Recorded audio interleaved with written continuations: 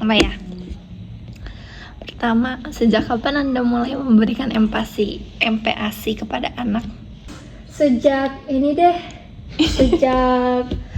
setelah 6 bulan. Iya. Waktu anak nggak perlu ASI Oke. banget, saya tambahin MPASI juga.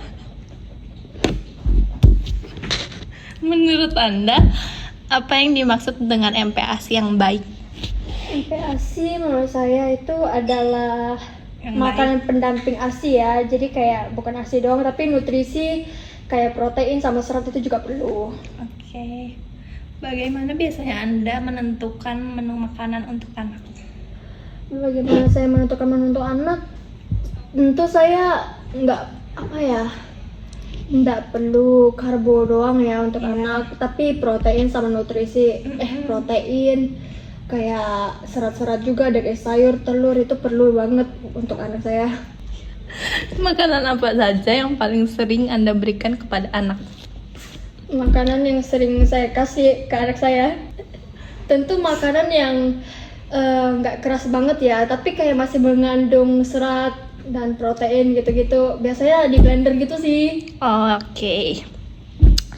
Apakah Anda mengalami kesulitan dalam menyiapkan MPASI? Jika iya, apa saja? Tidak sih, soalnya kalau makanan buat bayi kan masih muda-muda ya, nggak rumit banget. Dari mana Anda biasanya mendapatkan informasi tentang MPASI? Biasanya dari sosmed gitu sih, kayak TikTok, Reels. Karena saya juga lagi merawat anak, jadi saya sering scroll yang kayak gitu. Apakah informasi yang Anda dapatkan? Pasti udah jelas di mulut saya. Makan pendamping ASI.